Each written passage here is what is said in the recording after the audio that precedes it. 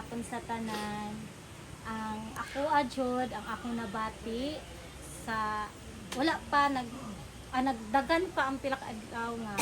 padulungay ang 40 days sa tinuod lang mura jukog mabuang sa kong gibati sa balay labi mulakaw na si Jungjong niya si Iken. Dugay ko nag-open up kay Jungjong nga ingana akong ginabati nga mura na ko mabuang. Anxiety na dayto akong ginabati. Matingala na lang ko nga makalit lang ko hila. Mamahaw mi ni Ikel, mulakaw na si Jungjong. Magsustorya mi ni Ikel, sige kong hila kay giningaw ko ni Junjun ana. Nang dili pa jud ako. Dili pa ako kumutuo nga wala na siya. As in mura lang gid siya ko nga. Naa sa sagingan si Tito Junjun na pahatod tog pamahaw unya nilaklan. Sige kog ana. Nya mur kadugayan murag di naman gid maayo ang akong nahuna. Mura na jugog mabuang. Mahadlok na ko ngit-ngit. As in, akong ano karon dili ko kasabot sa akong ginabati tapos sige pamugnaw akong kamot nga panington lang ko nga magsige kog hilak. As in ya, kadugayan murag naga-pray ko nga Lord taga-ikog na yung panghuna-huna jud Lord kini gid akong pangayon sa imong kay dili pa gid ako madawat nga bisan pagkabalo ko sa kamatuoran nga ingon anang kinabuhi sa tao pero mutug-an ko muanes jud ko sa imong Lord nga dili ko magbinutbot Lord dili pa gid ako dawat na wala na si Junjun mo open up jud ko sa Ginoo mutug-an jud ko tinuod sa iya ha wala ko lipod-lipod kay ingon ana ako gibati kadugayan na feel na gid na ko nga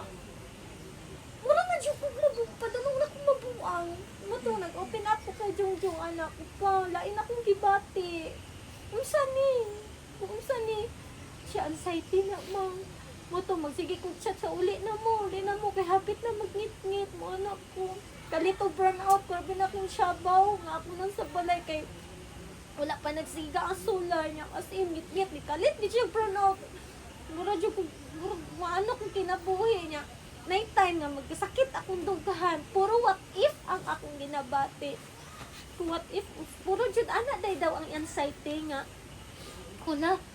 saka no papare ko Junjun din mo ginaapas kong ginawa nang hugas lang kong plato mo maputol akong ginawa kuna saka magpareha ko kay Junjun no saka matubuhan pug kuno niya mukalit puro ingon ana ang nasa kong isip ko pa puro negative ang akong huna wala jud positive ana si Junjun nga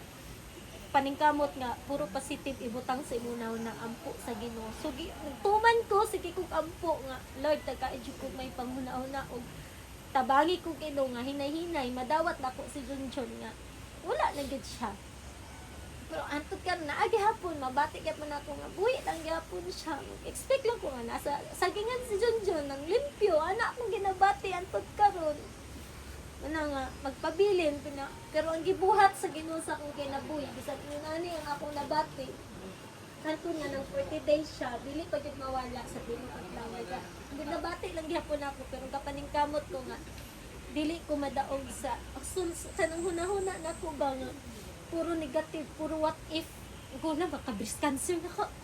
bisan mo sakit na akong kilid ko hala sa kanino magka-cancer ko kanang puro ana jud ako una wala gyud mga positive